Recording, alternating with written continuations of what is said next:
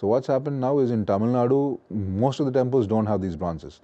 They are brought into centralized icon centers where one priest comes in the morning, does some puja for for 100 idols at a stretch, and then they are released only for major festivals. So what's happening is you're killing an entire ecosystem that existed for 1,000 years, wherein these were, as I told you, there has been morning puja, then for the morning puja there's a whole loss of silver utensils that go with it, then there are offerings that even the kings have disdained, saying this should be the breakfast. And then for this they were associated gardens, there were communities, there's one community that plays the drum, so there was an entire ecosystem. Now everything is gone. Nobody wants to go to the temple because the gods are not there. Only for the processions, maybe some fair. After some time, people say, why the hell bother with it? Not even processions. And then the temple dies. So I feel that once an object is documented, it becomes worthless in the international market. You don't need a Nataraj lock even. You can leave it in the middle of the road, nobody can sell it because it's a documented object. So if you have an active policing system, not just a proper archive, because we do have an archive in the French Institute, Pondicherry, for at least 5% of the Tamil Nadu temples. We have not made use of it. The French Institute has about 1 lakh photos. But then if you have a proper archive, of a documented archive, you can leave it open because nobody is going to buy it because they know if when they put it for sale, they're going to get caught. You can't even show it outside. So, and we should police our waters, police our afraid, and then that is the way forward. It's not destroying the current living temple tradition by fearing that they will be sold. You're actually killing our own temples. In 10 years down the line, people will forget what these bronzes were built for.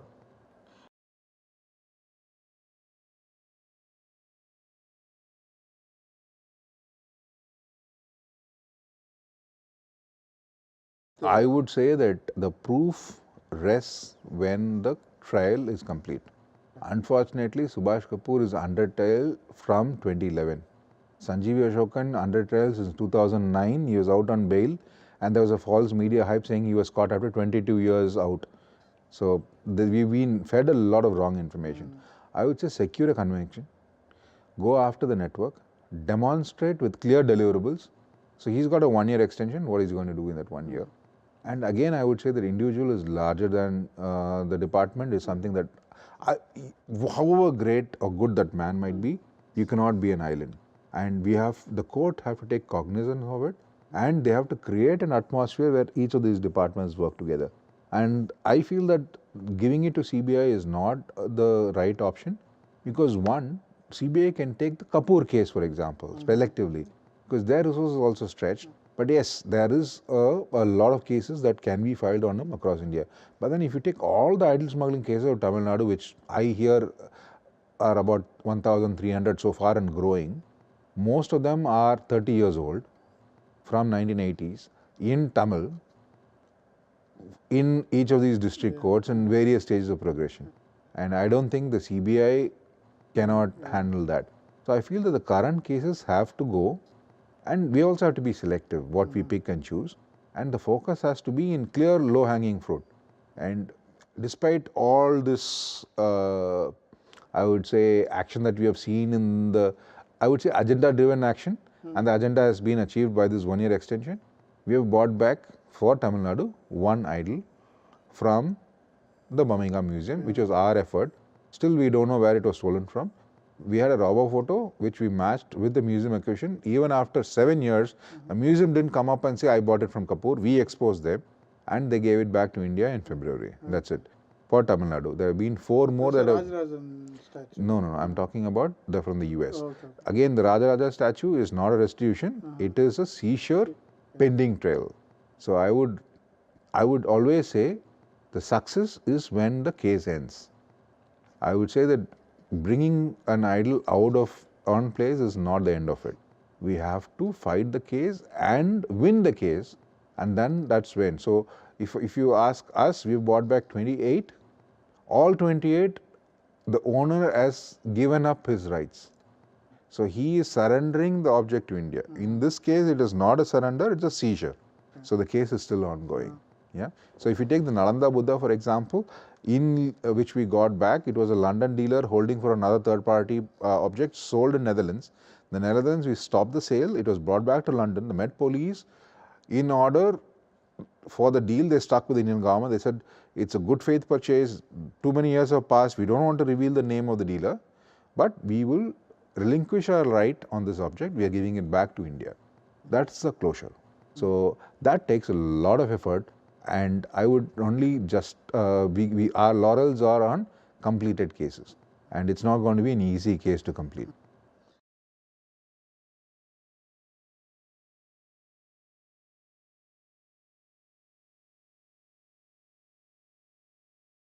Personally, I think it's too big a cost, and right now it's not a battle that I want to take up. I will try to first of all have the preventive mechanism in place, because it's too big a task, and I would ideally want the government to be that of a auditor, not of an enforcer, which they are right now. But then I don't have, right now I don't see a clear alternative emerge, because I don't feel that by taking it into private hands it's going to solve the problem, because all these officers are from the same state, and miraculously from a state government employee, if they move into private hands, will they reform is a larger question. I think there has to be a more audit role coming up, and I feel that immediate measures are that you need to have a preliminary audit, and there has to be clear deliverables. Right now, there's a lot of playing to the galleries with no results. We have had a lot of high profile chases, which to me doesn't make sense, and we are going slack in our filing of cases. So seizing an object from an Indian museum is not the same as restituting it from abroad. Your case has to be real foolproof. Over the last few months, we've seen, I would say that have-brained activists trying to come up with all these cases, or clear cases. For example, we have had a claim on a bronze saying that it was stolen when there was this HR&CE funded renovation in 1959, and they claim that this bronze was lifted that time, when the museum website itself says it was stolen, it was obtained in 1929. We are not talking about a third party. The museum physically bought it in 1929. By filing such a case and accepting it and creating evidence that somebody had seen it in 1959, you're actually detrimental to your own cause. The guy says, oh, you saw it in 1959? This is not the ideal. So we've had this kind of very amateurish attempts at mimicking our efforts. I'm not saying that we are the only guys, but then people have to realize that restitution is no joke. No institution is going to give up $1 million acquisition just because you file a claim. So this has to be fought in courts. You have to go to the UN statute. If it's after 1972 or before 1972, we have to invoke the laws. And the courts, and especially international courts, are very, very diligent. It's not going to be very easy for you to stake a claim based on hearsay. And that's where we feel that we are missing the wood for the trees, and going for populism doesn't help. I can scream from the rooftops, the ASI doesn't send out a letter regulatory, nothing is going to happen. Yeah, we are individuals. Similarly, the ASI, without support from the idle wing, by giving them a fair copy, they can't manufacture. They are also gone. So I think what is missing now is the departments are not losing focus of the larger cause. Is basically bringing back our idlers and going after the thieves, and that's where even the international law enforcements are losing patience, because they say that we are not some border checkpoint force to catch a few idols, do a few photo ops and give it back. Unless you dismantle the network, and that's where I feel that we are losing big time, in the sense that we are not showing the intent to rid this pest off. We are still relying on photo op and individual populism, and losing the larger cause.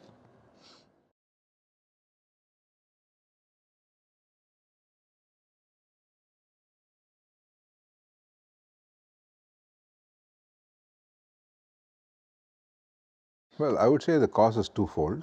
Just to, one is the previous generation, I think, did not have the safety bracket that we have now to pursue our passions. Yeah, so they were chasing money to on an empty stomach. So I think we lost about 1 or 2 generations, and there's been a migration to the cities, and we've been madly running out of money. But I feel that the next generation, especially now that there is a safety net, they are returning back to the roots. They're taking pride. But I think a lot is missing in terms of not just, I would say, let's not call it a bhakti revival. I think there's this sheer, how would I say, pride at seeing the work of your ancestors. Yeah. So to just give you an example, we've got bridges that fall even before the inauguration opened. to show the kids or the school children, to show that here is a bronze that's created about 1,000 years ago, here's a stone sculpture 2,000 years ago, we can still see the smile. And that I would say is even more, I would work on it, because it's something that I wouldn't want to call it, I link it to an ideology, because once you put it as an ideology, there's always a pushback. I would rather lead them up the path in a neutral way, and then they pick and choose. So I would like to look at these. In fact, today the world looks at these objects as pieces of art, which they are not. They were destined to be art in the eyes of whoever sees it. But for us, they are gods. Yeah. So, but then the problem with this current generation, in the sense that the previous generation did not even have time to go back to their Kuladevatam. They had lost connect with their roots, and I feel that it's returning in a big way. And I wouldn't want to corrupt it by calling it a revival to the faith. Let them choose it.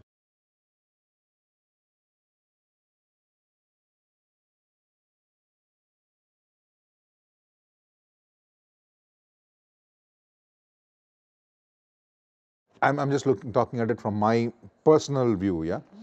So I feel that when people question me on why I'm doing this, what drives me, I'll tell them, if you are walking on the road and somebody else is robbed, there's a pickpocket taking his wallet off.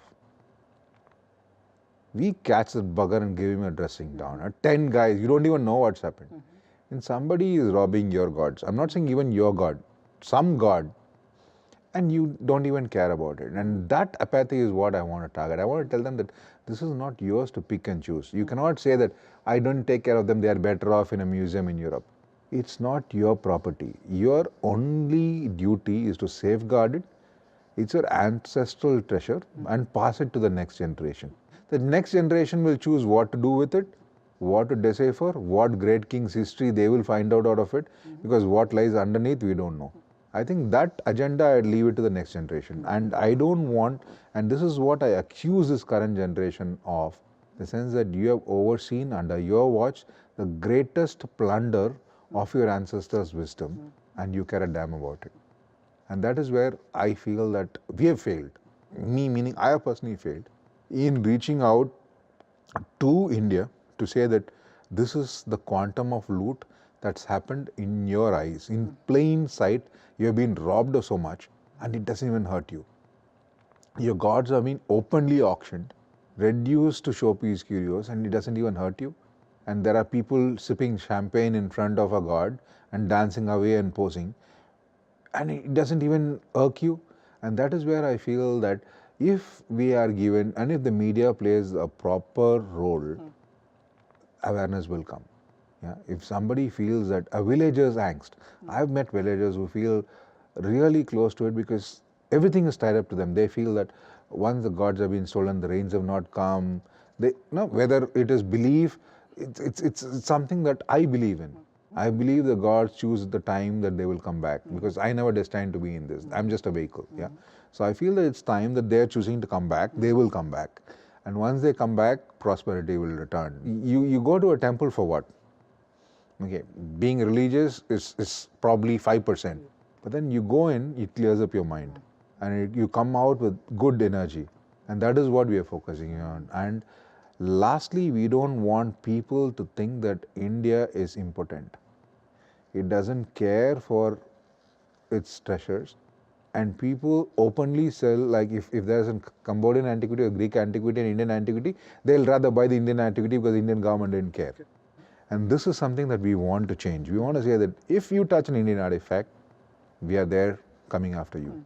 And I believe that once you have this on a consistent basis, you are killing about 80% of the open market. Okay, there will be private placements that do happen, but then that's the big ticket you're cutting off, and then it's for the rest of the people. This is my war. I've chosen my battle. I think we will pass it on to the next of the people. What happens to that is when they come back, where they should be going back, should there be puja. I firmly feel that once an idol is brought back, it should go back to the temple, because there's no way it's going to be sold again in the market. But I do feel that the custodians need a whack, and that whack has to come from somebody right at the top to ask the basic question that how the hell did 3,000 objects leave your shores and you don't even want to bring it back for 6 years? Why is it that you have not even registered an FIR?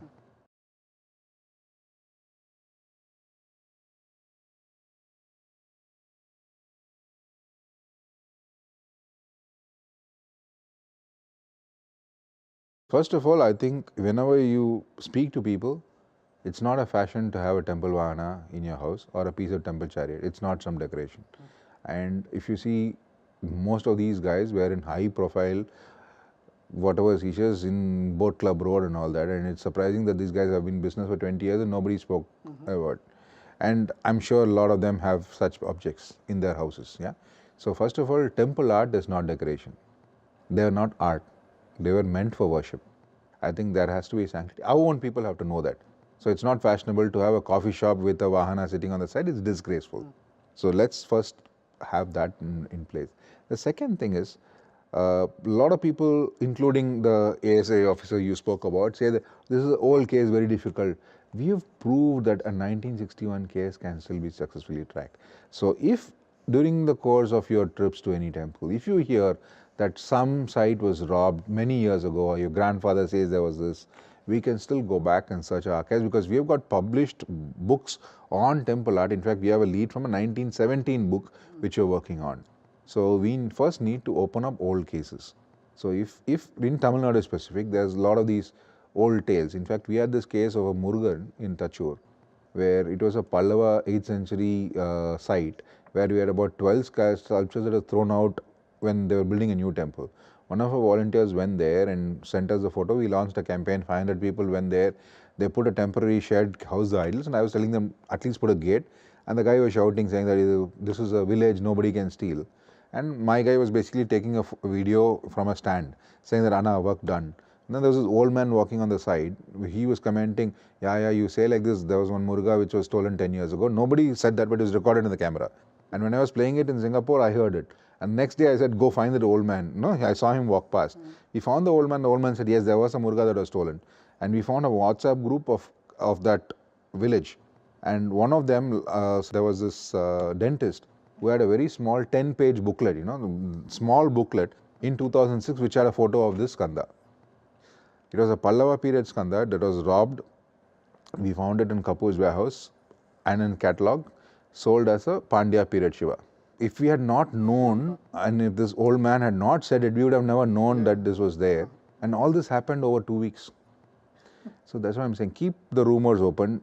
Sometimes most of it are false leads, but then at least FIRs are not filed, we can go reopen a lot of cases. I would say that our part, we will handle the overseas ones. The government will take some time, but at least voice your protest whenever this new Antiquity Act amendment comes. The central government putting up a dedicated force will take some time. Lastly, the thing is, please take photographs.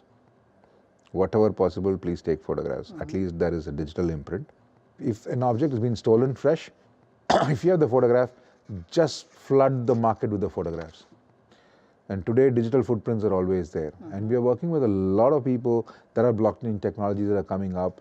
Future might come up with a more robust image. Google might come up with an image matching software, where then I can sleep well at night and not dream about matching images.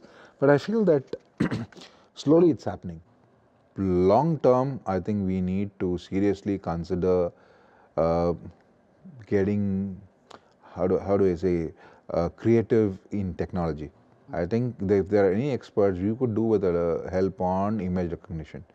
Something kind of an internet scholar, so whenever something comes up for sale, at least it can come up with a match. Is something that we are working with a few people, but then the technology and because our icons are so complicated, it works for vases, because there is only a vase. A vase is a vase. But for us, we have hundreds of items and hundreds of things. Okay. Thanks. Thank you.